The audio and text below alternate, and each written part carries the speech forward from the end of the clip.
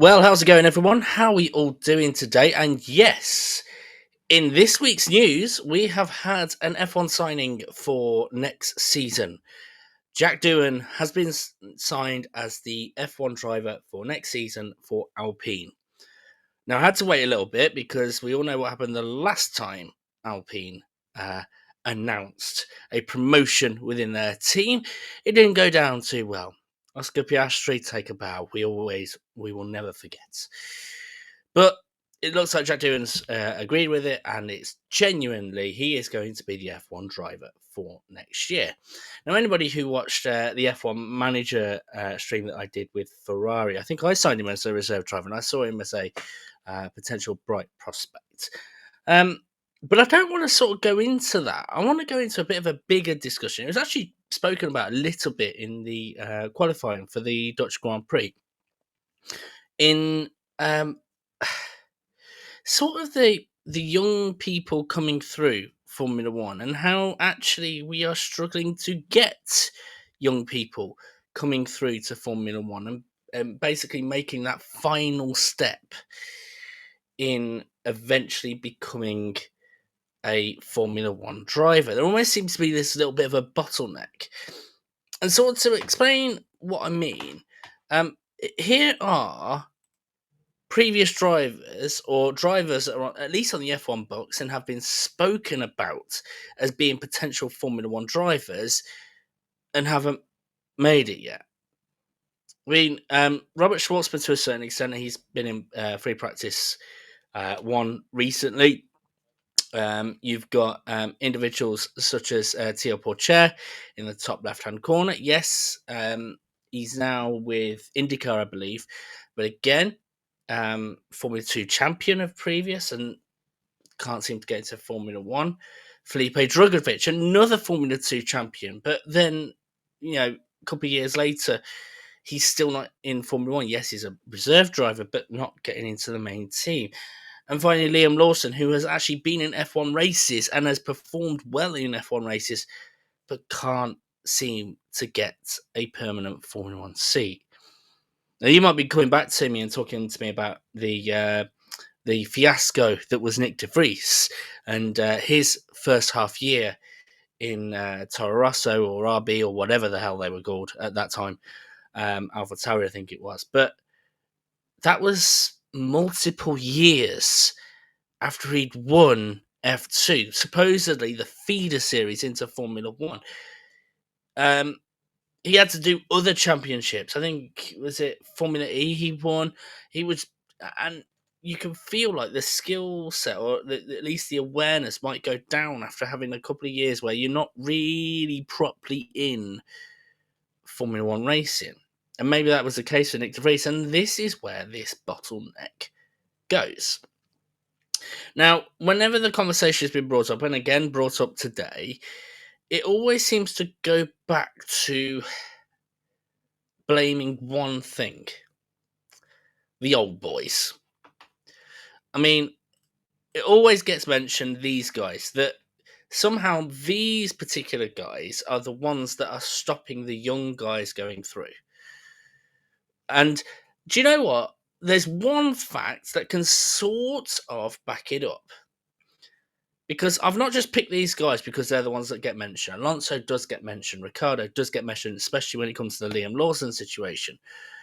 Bottas, not necessarily as much, but we all know what happened with the last Finnish driver, that they were sort of checked out of Formula One in Kimi Räikkönen probably a couple of years before they retired. And Lewis Hamilton, you know what, fair enough, he's got a couple of wins recently, but again, have they been falling off? And let's not forget, Ollie Behrman did perform better than Lewis Hamilton in the Saudi Arabian Grand Prix this year, I believe. But there's another reason why I picked these four drivers, because the stat that sort of backs it up is that these four are in the top 10 of race entries for Formula One drivers ever. Now, 10, 20 years ago, the record that Rubens Barrichello set for the most amount of race entries, which I think was about 322. Um, that was like, no one's going to be able to beat that. No one's going to be able to beat that at all. Two of these drivers already have. Fernando Alonso, he's at 394. Lewis Hamilton, I believe, at 350. And Bottas and Ricciardo aren't that far behind either. We are now in this era where race entries are now becoming the new special thing. And yes, there's an increase in the amount of races there are, but Fernando Alonso has been here since 2001. Hamilton since 2007. Bottas and Ricciardo, yes, a little bit younger, but even still, you're talking 2013 for both of them, I think it is. So 11 years they've been in the sport. And they've performed well, but people will point to these guys as the bottlenecks. But I sort of want to divert the attention away from these guys because these guys aren't the problem. Martin Brundle mentioned in the qualifying today, they're not the problem. They are a good sort of benchmark to see where these young drivers are in comparison. We know that George Russell is a brilliant driver because of how he's compared to Lewis Hamilton. We know about Lance Stroll's level because of his comparison to Alonso, because of his comparison to Vettel. I'm not going to say any further. We know about Tsunoda's level because of the comparison to Ricciardo. Lando Norris's level because of the comparison to Ricciardo. And again, Zhou Guanyu's level. We won't discuss it too much, but we know about his level because of his comparison to Valtteri Bottas. And they're right. So what is the reason? What is the reason for the bottleneck? Well, this is where I will be engaging a little bit of rant mode. Because you see, I think the problem is not necessarily the people in the seats, it's to do with the seats themselves. I sort of discussed this earlier in the year about how annoyed I was that Andretti was refused entry into Formula One, and I sort of discussed the things about the patriotism. If you want to Americanize the sport, then why not have an American team, especially one that has got Formula One pedigree? But I sort of want to discuss this for another reason altogether. We don't have enough seats in Formula One. Full stop. We are getting these bottlenecks. We're getting the amount of reserve drivers. We're getting the amount because yes, fitness of drivers has improved to the point where we've got older drivers now, but there seems to be this lack of desire for a couple of extra seats. Andretti provided a really solid basis for a Formula One team, and yet somehow it got refused. Probably because of prize money and things like that, but even then, still feels wrong. And I don't understand it either. I sort of understood it a few years back, right? You know the years when it was almost like the Wild West in terms of spending money. I would sort of understand then the argument about the prize money. You don't want the prize money to go down if you're spending 200 odd million on improving your team, and that's based on the prize money that you're getting, which might be 200, 300 million because you've won the championship, then yes, I'd understand it. But we've got a budget cap now. There's a limit on the amount you can spend, so why not have a little bit less of what you earn by having another team involved in it? I mean, this is the thing that I always go down to, and yes, I talk about it in terms of the teams. In terms of, every single one of the teams bar Ferrari started out as a brand newcomer, whether that be McLaren, whether that be Mercedes, although Mercedes bought out the Brawn team. So even that, you think about that. The Mercedes team had to be based on the Brawn team, which was based on the Honda team. That was a brand new team. McLaren started out fresh. Williams started out afresh. These are teams that have been part of that. But as part of it, they could also bring in fresh racing drivers. And I suppose the great way of sort of backing it up is James Hunt.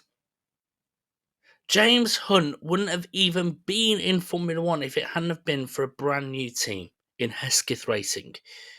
No other team wanted James Hunt because he was new and a bit fiery. And this is the thing, is that why not have the team that can bring forward the Formula One talents? Because here's the thing, the rules are messed up, right? The rules from sort of like Formula 3 to from Formula 4 to Formula 2 make sense. If you win the Formula 4 championship, you cannot enter back into the Formula 4 championship. You have to progress, whether that be Formula 3, whether that be a regional series, you have to progress. And again with Formula 3, you cannot re-enter Formula 3 if you've won it. So you have to go into Formula 2 or the Japanese Formula 2. Again, regionals, all going into IndyCar, things like that. And when you win Formula 2, guess what happens? You cannot enter back into Formula 2. And that makes sense because you want to see where the next young talent's going to be in Formula 2. But what that means is you've got this thing where people are reaching seemingly the top, and yet they're still not allowed to make the next step. Basically, these are individuals that by winning Formula 2, they sort of qualify to be a Formula 1 driver and yet cannot be a Formula 1 driver.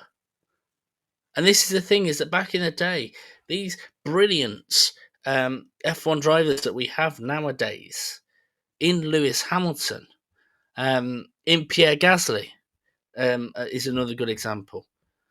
George Russell, the TV probably not, but we'll see. But these brilliant F1 drivers were champion F2 drivers. They cut their cloth. They knew how to do it. And where is the next progress? This very much does need looking into, because here's the thing, right? It goes back to the start. It goes back to what we were talking about in Jack Doohan being signed for Alpine. Yes, it's a risk, but think about it from Jack's perspective. He's not made it because he's not a champion yet. He's not a Formula 1 champion, but he's been allowed to rise. And the fact that people sort of talk about it in the, oh, is he ready for it? Shows just how rare it is to be promoting a Formula 2 driver straight into Formula 1. And to be honest, it shouldn't be. Jack, I hope you do really well. Nothing against Pierre Gasly, but I hope you be the measure up, be the equal to him and blow him out of the water, mainly because I want you to stay. Because the world needs to know that the F1 drivers of tomorrow are the F2 drivers of today, minus one or two that are in there for the money. Here's hoping. Here's hoping we get somewhere. Here's hoping we get a positive one. But I certainly am going to be following Jack Doohan with great interest next year. Not just because, like I say, I hired him as a reserve driver when I was doing the F1 save, but because he's cut his cloth. He's paid his dues, quite literally. He can be that next Formula 1 driver. But again, he's not the only one. I want Liam Lawson to be in the Red Bull, in the Cash RB team. I want Theo Pourchaire to have the opportunity to maybe get into McLaren, or maybe it's a Williams, I don't know. Schwartzman, perhaps give it a couple of years. There's other things that might be causing that to be a bit of a sensitive one.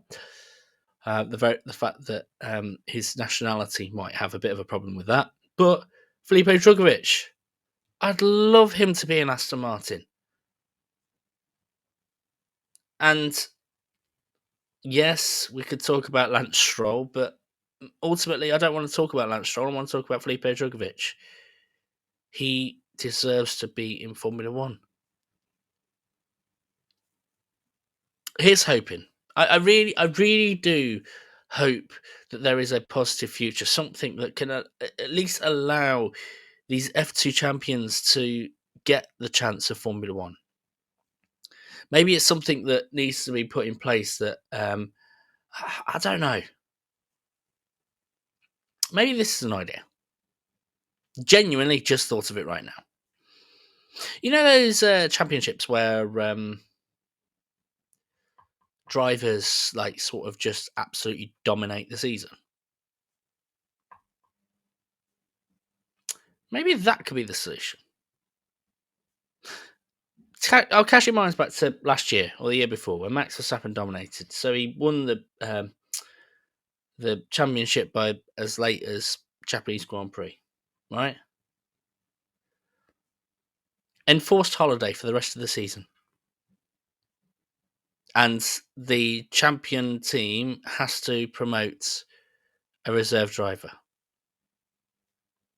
for those races. Gives them an opportunity.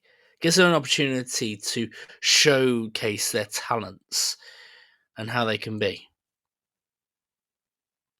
Because here's the thing. In every other sport, this sort of thing happens. You know, when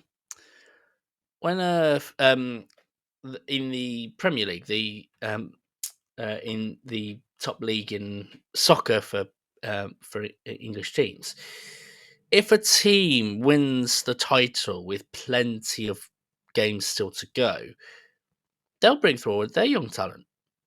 So that the 17-year-olds, 18-year-olds, 19-year-olds can showcase what they can do. And sure, they might get a couple of scrapes, but that's what happens. That's where you get the progress. The players in football, and yeah, I'm showcasing my football talent here, knowledge here. Yeah, but the players in Harvey Elliott, Enrico Lewis, it's only been Liverpool, Man City really over the past 10 years. In Gerard Quansah, in Calvin Ramsey, as another example. These talents have had the opportunity to showcase what they can be like in the top league. Maybe this could be a way in which we do get the F2 drivers to compete a little bit. Could you imagine what it would have been like if, when Mercedes absolutely dominated the season and Hamilton won by with three, 4 races to go, let's say in 2020, and then they brought in Nick De Vries to drive the last 3 races to see how he gets on, so then he doesn't have to wait around 2 years after winning. I don't know. I'm just spitballing here. Maybe I should be the new chief of Formula One to get this progress going through. I don't know. But after every sort of rant or discussion, thank you for coming to my TED Talk. Jack, best of luck to you, mate. And to all you guys watching, thank you for getting the opportunity for listening to me. And make sure to like and subscribe to the YouTube and the Twitch when it gets all released and everything like that.